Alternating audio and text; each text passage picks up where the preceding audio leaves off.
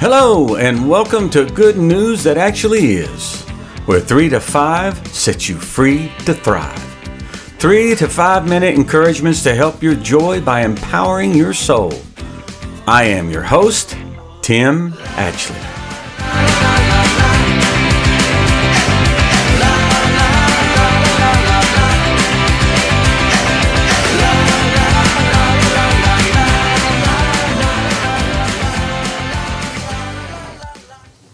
In Acts 16, Paul and Silas had been preaching the gospel and delivered a young girl from a demon, and for that they were severely beaten with wooden rods and thrown into the innermost dungeon, and their feet were put in stocks.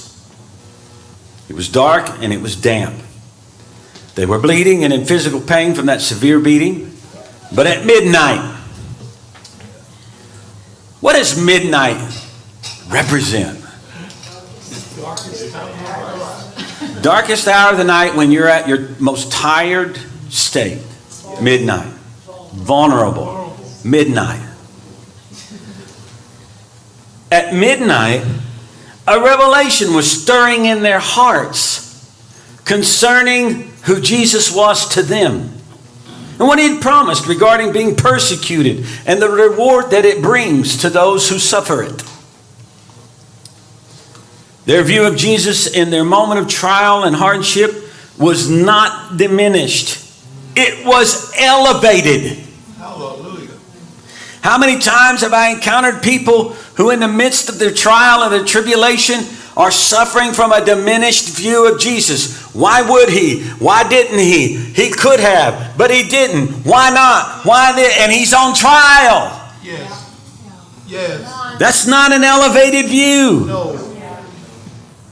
But everyone that I've encountered that instead of doing that says, I know that he is good. Yes. I know yes. that he is for me. Yes. I know that he loves me. I know I'm going to make it because he is with me. I see those people move into areas of victory and healing so quickly and so powerfully.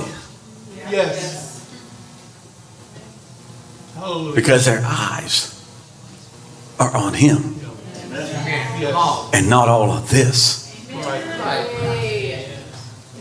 Good. Yes, Jesus. Midnight revelation was stirring. Their view of Jesus was being elevated. And it was raised to such a level that they began to sing his praises. They began to give him thanks.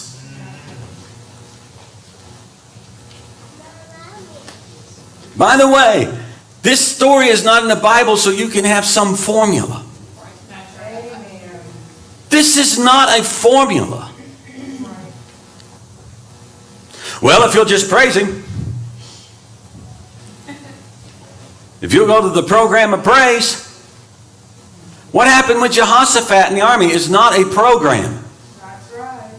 All of these instances, if you look carefully and you look into the core of what they're saying and what was unfolding, there is revelation, knowledge, and understanding occurring in the hearts of God's people that is enabling them to respond with an action that brings forth the fruit. So you just going home today and say, I'm going to sing 15 praise songs and everything is going to... That's a program. Are you hearing me?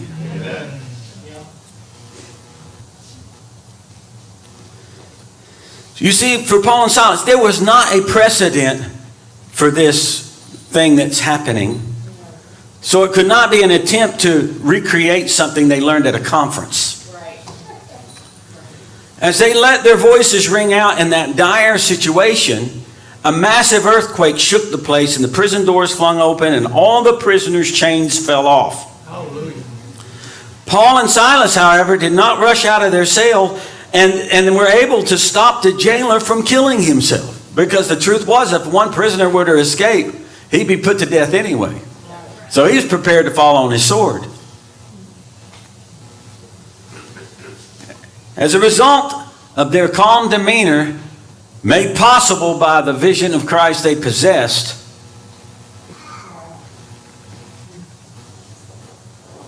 they were able to see an entire household brought to Christ that night. Thanks for tuning in today.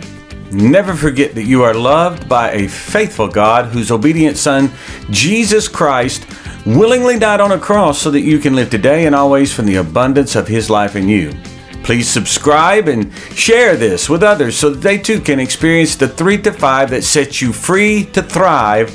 And be sure to tune in next time to Good News That Actually Is. Please visit us at our website, goodnewsthatactuallyis.com. There you'll find transcripts of the program, video files, and other opportunities.